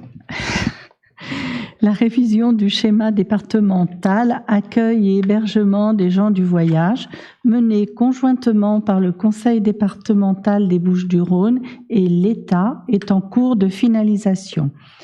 Selon les dispositions de la loi 2614 du 5 juillet 2000, modifiée relative à l'accueil et à l'habitat des gens du voyage, le préfet et la présidente du conseil départemental doivent recueillir les avis des assemblées délibérantes des collectivités concernées, ainsi que celui de la commission départementale consultative des gens du voyage sur ce document. Les prescriptions résultent des analyses, des attentes et des propositions entre les intervenants. Elles s'inscrivent dans les axes majeurs du schéma départemental proposé sur 2021-2026, c'est-à-dire finaliser le réseau des aires d'accueil, prendre en compte le phénomène d'ancrage territoriale, développer une politique d'action sociale et mieux articuler la gouvernance du schéma. Ces prescriptions ont une valeur obligatoire et doivent être mises en œuvre dans un délai de 2 ans à partir de l'approbation du schéma. L'un des objectifs de ces prescriptions est de réaliser sur le département 13 aires d'accueil permanentes de capacité variant entre 24 et 80 places caravanes pour une offre complémentaire à celle existante de 568 places caravanes, portant la capacité totale sur le territoire à 1064 places caravanes. Les prescriptions se traduisent au travers du groupement des communes correspondant aux besoins évalués. Roquefort-la-Bédoule fait partie du groupement de La Ciotat, au même titre que Carnoux-en-Provence et Cassis. Il est prévu la création de 20 emplacements et 40 places caravanes. Le schéma approuvé par l'Assemblée départementale et le préfet fera alors l'objet d'un arrêté préfectoral publié au recueil des actes administratifs qui lui conférera un caractère exécutoire. Les membres du conseil municipal sont invités à donner leur avis sur le schéma départemental accueil et hébergement des gens du voyage. Monsieur Orjas. Monsieur le maire, voilà un sujet typiquement transgénérationnel, Non, intergénérationnel, le serpent de mer de cette fameuse aire d'accueil des gens du voyage. Alors on est bien d'accord, c'est la loi. Donc on ne discute pas le fait, etc. Et à l'époque, on parlait déjà de ce dossier, ça devait être imminent aussi, et puis ça a duré encore 10 ans, n'est-ce pas? Et le site prévu, c'était une ancienne casse là, en descendant le vallon de La Ciotat. Et à l'époque, les communes, donc les 4 communes, avaient fait le choix de mutualiser aussi une aire. Et je vous fais peut-être un petit peu l'historique, ça peut apporter une petite pierre, puisque les communes avaient le choix soit de créer leur propre aire d'accueil des gens du voyage, soit de la mutualiser sur un bassin de vie. Et pour Roquefort-la-Bédoule, comme pour Carnoux et Cassis, cela représentait 2 emplacements à l'époque. Mais bien évidemment, au-delà du coût de la construction de cet emplacement, il fallait aussi réserver un accueil, c'est-à-dire que 7 jours sur 7, pendant des heures ouvrables, il devait y avoir une présence, donc un gardien, qui faisait l'accueil pour accueillir à n'importe quel jour pendant les heures ouvrées, les gens du voyage. Donc, financièrement, pour la commune de Roquefort-la-Bédoule, qui est une petite commune avec 2 emplacements, c'était pas très jouable. Et bien sûr, toutes les communes se sont ralliées au fait de mutualiser, et c'est une très bonne chose. Maintenant, j'ai des questions plutôt techniques. Monsieur le maire, est-ce que sur la carte, j'ai consulté les documents, et sur la carte, il y a un gros point sur une carte d'échelle très, très large. Donc, il est où exactement le site choisi aujourd'hui dans ce schéma? Il est sur celui qui le voudra. Pour le moment, il n'y a personne qui le veut. Ah, j'ai cru comprendre que c'était quand même sur La Ciotat. C'est La Ciotat qui a été retenue de par sa taille, bien évidemment. Sa taille. Mais en réalité, j'ai pas vu Madame Salvo sauter de joie quand elle l'a appris. Hein. Donc voilà. Donc le seul qui a reçu les gens du voyage, c'est Georgie, puisqu'ils sont venus sur son stade. Bon, apparemment, il n'était pas trop content non plus. Donc, je veux dire, voilà. Donc aujourd'hui, nous à la Bédoule, c'est pas possible. Il y a trop de pierres, c'est pas bon. Mais lui, c'est possible. Vous allez un peu plus loin, voilà. Donc voilà. Donc moi, j'ai été sollicité aussi, contacté. J'ai dit que moi, je pouvais pas. C'était agricole, il y avait des trous. Bon, bref. Donc ils ont décidé La Ciotat. Théoriquement, ce qui était retenu à La Ciotat, c'est de remettre en état encore, de ressortir ce vieux serpent de mer qui est l'ancienne carrière Papa, là, qui était dans la descente dans le vallon de La Ciotat. Mais bon, c'est à mon avis, je serai dans la résidence intergénérationnelle. Que ça sera de retraite, ça ne sera pas encore fait. Mais bon, il faut en tenir compte. Parce qu'aujourd'hui, c'est vrai qu'ils ont tendance à s'installer un peu de partout, anarchiquement, donc c'est très compliqué. Non, il faut canaliser. Oui, donc il faut être digne de leur proposer quand même à un moment donné quelque chose qui soit viable pour eux. Mais le problème, c'est qu'il y a 2 inconvénients. C'est ici la pression foncière est telle que libérer une parcelle de terrain pour mettre un camp de caravane, c'est compliqué, quoi. Donc voilà, donc c'est prévu. Ok. La grosse pastille, elle est là. D'accord. De toute façon, il faut bien que les gens comprennent qu'on a intérêt à créer des zones aménagées, ne serait-ce que pour organiser un phénomène qui est pour l'instant sauvage, et aussi pour protéger les propriétaires qui font l'objet d'un squat, bon, temporaire certes, mais on a l'exemple au Moulin hein, d'un propriétaire terrien, et ils sont rentrés dans le champ de culture. Hein, voilà. Donc on est bien d'accord qu'il faut faire ça, mais à l'époque, ce qui avait été l'aspect le plus rebutant, c'était le coût, parce que l'aménagement de cet endroit-là, cette ancienne casse, enfin carrière encore plus anciennement, il fallait purger les falaises, il fallait dépolluer le site. En plus, il y avait Natura 2000 qui exigeait des études d'impact et il y avait pas mal d'espèces sur les falaises, donc c'était très très compliqué. Bon, là j'ai bien compris que l'horizon c'est 2 ans, c'est ça, pour que ce document soit exécutoire. Avez-vous une idée après du délai de réalisation qu'a fixé l'administration? Mais bon, sincèrement, je pense qu'au moins on parle encore de 10 ans là. Je pense qu'on ne parle pas de 10 ans et dans le meilleur des cas. Oui, dans le meilleur des cas, parce que bon, là ils vont retenir un terrain, après il va falloir l'équiper, il va falloir, enfin bon, il y a des... dont on ne sait pas le coût. On ne sait pas le coût, on ne sait même pas trop l'endroit. Parce qu'on découvre, on entend dire que c'est peut-être là, puis après c'est plus là, ça va. Voilà, donc on sait que c'est dans le périmètre de la Ciotat, on sait que c'est dans cette zone-là, où je vois pas en dehors de la carrière là qui existe où ils pourront le faire, puisque les zones sont toutes construites ou en cours de construction ou prévues à des projets immobiliers. Voilà, donc il va y avoir des choses qui vont se faire parce que c'est une obligation, mais à l'horizon de 10 ans, pas avant.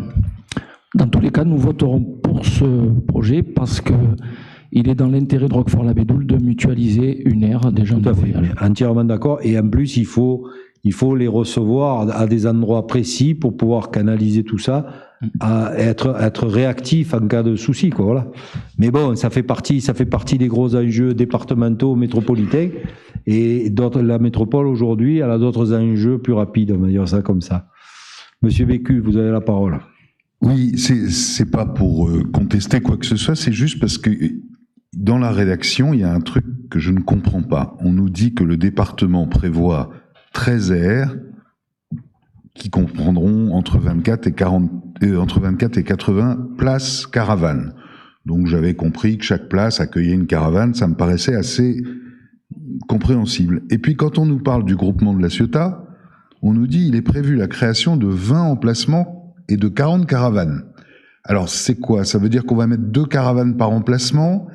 Ça veut dire que dans les 13 aires, on en aura combien? Enfin, ça paraît bizarre, j'arrive pas à comprendre. Ça, c'est un document qui a été fourni par la métropole, justement, qui est type à toutes les communes, et surtout à nos secteurs. Voilà, donc l'intérêt aujourd'hui, ce que je peux vous répondre moi, c'est que on est sur un projet qui est assez vague, on va dire ça comme ça, voilà. Donc, est-ce qu'ils vont me faire 2 caravanes par emplacement, ou 3 ou 4 ou 5, j'ai sais rien. C'est aujourd'hui, personne n'est dans la capacité de dire quoi que ce soit, puisque c'est un projet intercommunal, voilà. Donc, je ne sais pas plus, voilà. Passage au vote. Si vous votez oui, vous les prenez chez vous. Monsieur Fournier, un grand intérêt, vous. Paf.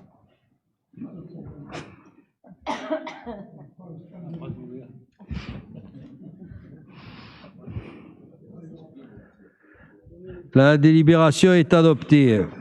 Délibération 22-2022. Règlement communal de voirie, actualisation des tarifs d'occupation du domaine public. Rapporteur, Monsieur Carpentier. Gilbert.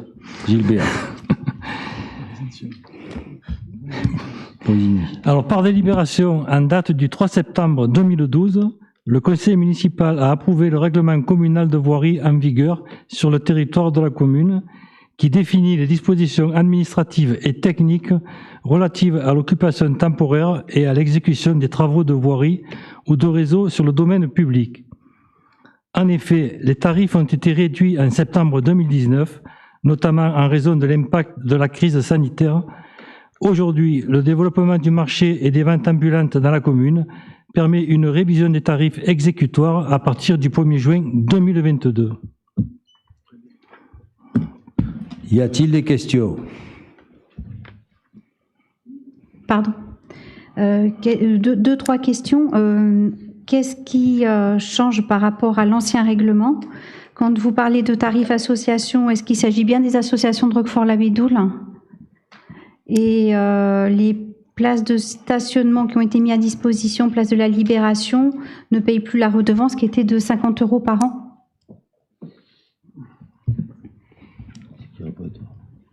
Ça, je ne sais pas. C'est les places que vous parlez, les places qu'il y a derrière la mairie.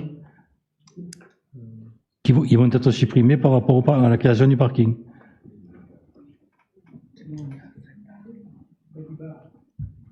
C'est des places derrière le totem, là, devant le bar Lustau d'Aisukao.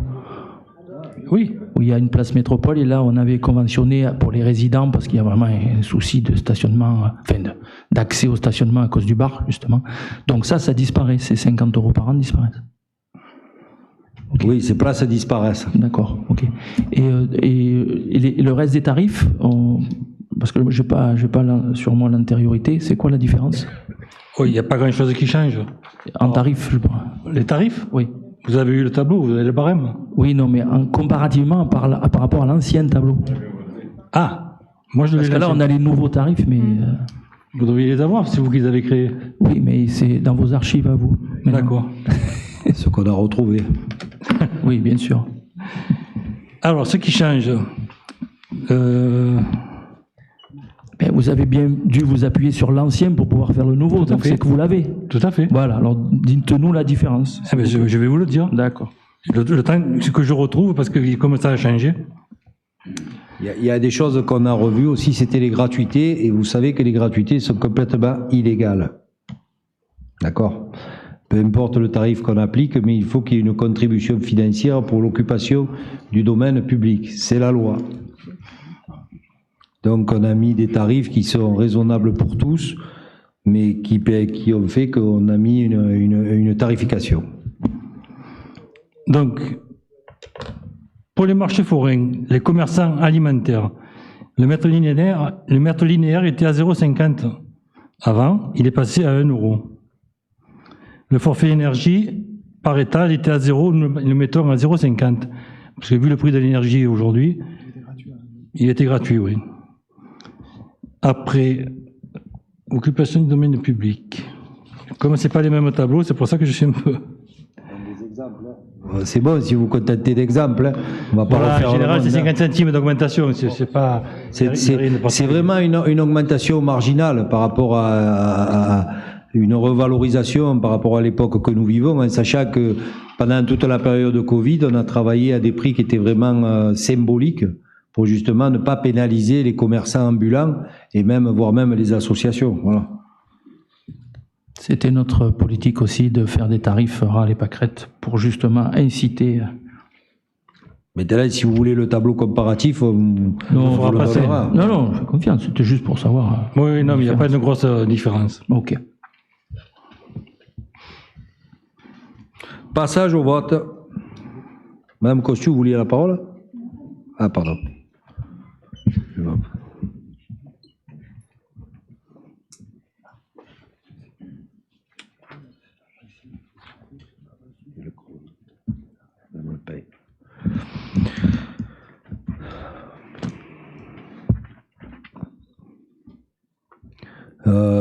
Délibération adoptée à l'unanimité.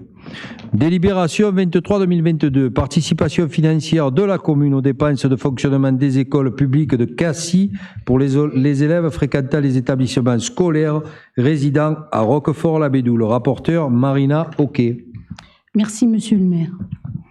Alors, par délibération 05/2018 du 12 février 2018, la commune a signé une convention avec la ville de Cassis fixant les tarifs de participation financière aux dépenses de fonctionnement des écoles publiques de Cassis pour les élèves fréquentant ces établissements scolaires et résidant à Roquefort-la-Bédoule.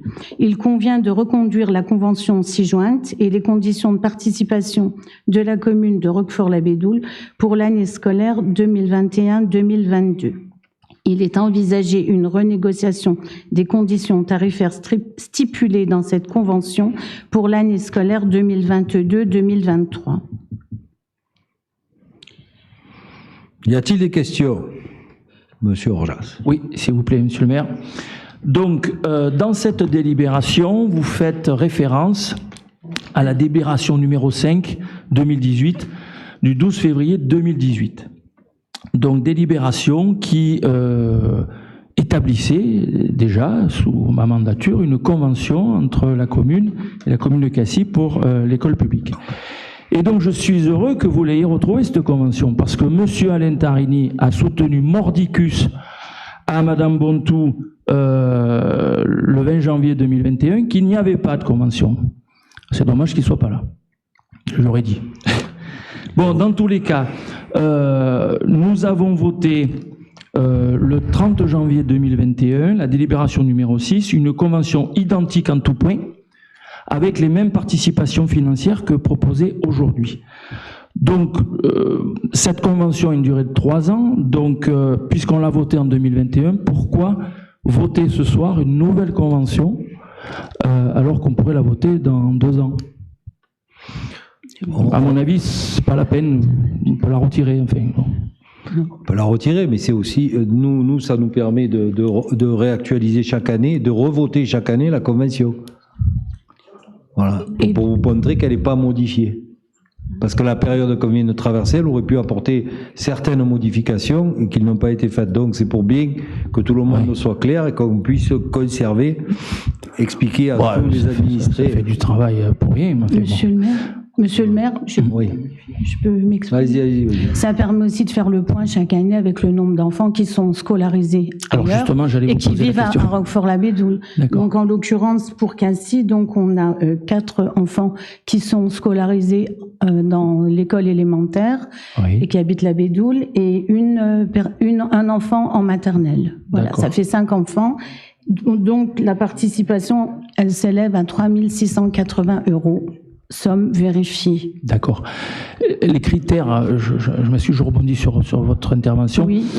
Les critères d'ailleurs pour décider de ce genre de choix, parce que c'est pas un choix anodin pour la commune, parce que un enfant qu'on scolarise en maternelle, il y a une obligation de le scolariser pour l'ensemble du cycle primaire, c'est-à-dire maternelle et élémentaire.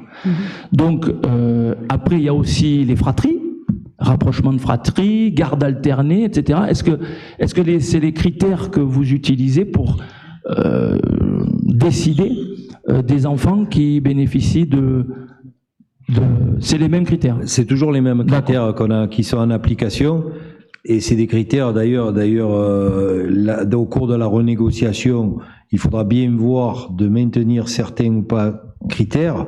Mais pour les fratries, on n'a pas d'autre solution que de conserver justement ce rapprochement. L'unité familiale. Donc il est clair que ça a un coût pour la commune, un coût assez important, et justement il va falloir qu'on revoie avec avec les communes environnantes, de renégocier justement cette tarification, et aussi d'inciter aux gens, parce que nous avons un monde scolaire qui est aussi de qualité, d'expliquer, de dire qu'il faut favoriser les gens à rester sur la commune, quoi. Vous avez tout à fait raison, dans le sens où nous avons de la place dans les écoles, et il ne faut pas qu'on s'achemine vers du confort. Il faut que les familles qui font la dérogation soient vraiment motivées pour le faire et des arguments pour le faire, et que ça ne soit pas effectivement du confort, parce que ça se fait au détriment des finances communales. Dernier petit point, vous faites référence en fin de délibération. Vous envisagez une renégociation des conditions tarifaires. À la limite, pourquoi ne pas l'avoir fait avant de voter une convention? Ça, on n'aurait fait qu'une fois. Parce qu'on sort d'une période de crise compliquée. Je pense qu'il faut qu'on prenne le temps de voir comment va évoluer la situation scolaire aussi. Et c'est pour ça qu'on n'a pas renégocié à ce jour cette convention. Mais la convention sera bien renégociée dans l'année. Ok. Donc la prochaine, c'est la même, en fait. Bon, il faut voter celle-là déjà.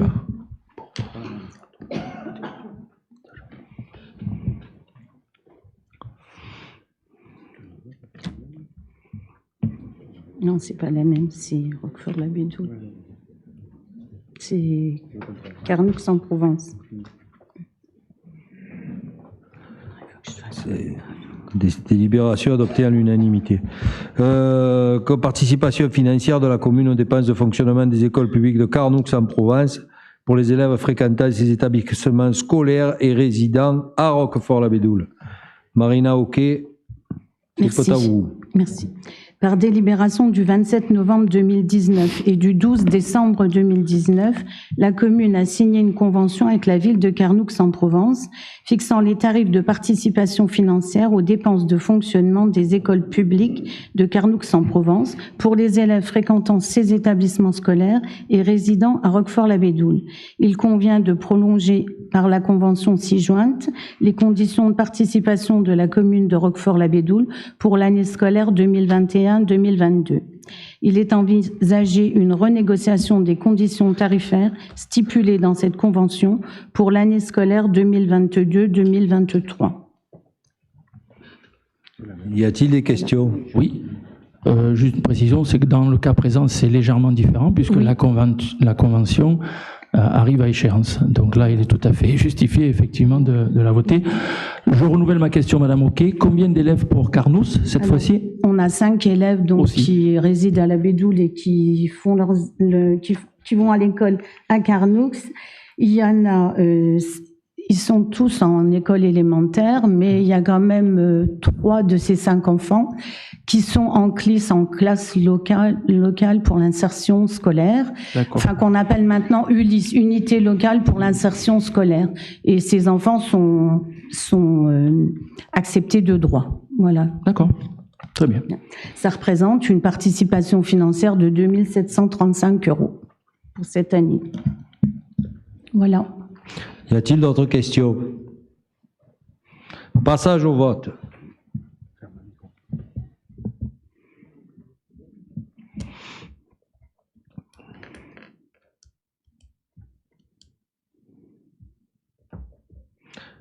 Adopté à l'unanimité. L'ordre du jour est terminé. Maintenant, je vais répondre. Enfin, je vais vous. Est-ce que la troisième caméra, vous la gardez pour vos archives personnelles? Parce qu'à chaque fois qu'on parle soit de ce côté, soit de ce côté, on est toujours sur votre côté. Sur moi? Oui, ça bouge pas. Alors, y a-t-il un problème technique ou... Ah, ça bouge là. Très bien. Non, mais depuis tout à l'heure, c'est bloqué là-bas. Non, c'est pas bloqué là-bas. Le truc, c'est que j'ai pas Monsieur Orjas dans le cadre, donc du coup, ça sert à rien que je me mette sur vous. Voilà. Non, je parle pas. Parce que vous parlez pas. Par contre, chaque fois que vous avez parlé, ou chaque fois que Madame Fournier a parlé, vous étiez à l'image. Voilà. Donc, ça serait bien d'élargir le cadre. Oui. Alors non, mais alors on vient de voter le budget. Là, vous voyez actuellement tout ça, c'est sur mon, c'est personnel, c'est mon matériel, donc c'est pas sur le budget de la mairie. Donc voilà. Bon, on va voter un budget. On est déjà à 3 caméras là. C'est perso. Cyril, votre réponse était frappée au coin du bon sens, j'ai adoré. Donc la prochaine fois, je me mettrai un peu plus au milieu. Non, je vais changer peut-être le cadrage, je ferai en fonction de ceux qui doivent parler et avoir un meilleur cadrage. D'accord, voilà. Pas de souci. Parfait. C'est simplement pour l'auditeur, parce que regarder un écran et pas voir la personne qui parle, c'est pas juste. Je comprends tout à fait. Voilà. Monsieur El Sargues, promis, la prochaine fois, on fera un film que pour vous. Non, je veux pas. Les droits d'auteur. Mais il va falloir voter budget. Eh ben, on en reparle, parce que ça serait bien quand même qu'il y ait un budget, c'est du perso. Oui, mais attendez, on débute dans le cinéma, donc commencez. Là, on est d'accord. Bon, je passe aux questions posées par l'opposition. Question numéro 1. Maintenant que l'opération des 4 chemins que nous avons, enfin, que vous avez initiée il y a quelques années, voit le jour avec de nombreux nouveaux commerces. Les locaux municipaux prévus dans cet aménagement vont faire l'objet d'un aménagement spécifique. Pouvez-vous nous rappeler leur destination et surtout préciser le détail, la nature et le coût des travaux que vous allez réaliser pour les rendre utilisables? La réponse, les locaux sont destinés aux commerces qui souhaitent s'installer en centre-ville plutôt qu'une salle du conseil municipal comme prévu par l'ancienne municipalité, ce qui créera de fait une ressource financière pour la commune. Les travaux seront déterminés en fonction de leur destination et de l'usage des locaux. Les coûts de réalisation sont d'ores et déjà budgétisés, puisqu'on a prévu 300 000 € au budget pour pouvoir réaliser les travaux d'aménagement de ces salles. Le SAS Vitré accueillera quant à lui le futur point d'information tourisme et sera aménagé à l'issue de l'étude réalisée et cofinancée par Provence Tourisme, dans le cadre de la convention THEMA votée lors du dernier conseil municipal. Question numéro 2. Les travaux d'aménagement du parking derrière la mairie se sont interrompus subitement. Pouvez-vous nous préciser les causes de cette interruption et quand les travaux reprendront-ils? La réponse, les travaux suivent leur cours en cohérence avec les délais réglementaires de rigueur. Les actions déjà réalisées étaient des mesures préalables aux travaux, déplacement du mulet et construction d'un nouvel enclos sur un autre terrain municipal, études administratives et juridiques sur la mise à disposition, déplacement du four, élagage et taille des arbres. La consultation des entreprises est lancée pour la réalisation des travaux qui compenseront bientôt la perte des places du parking Nédélec engendrée par la construction des 4 chemins et le stationnement des nouveaux habitants.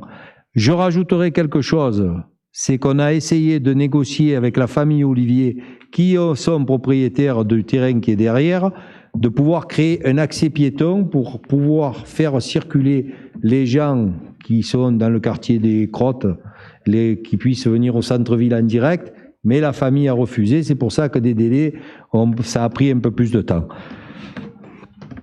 Hein? Des 2 sœurs, oui.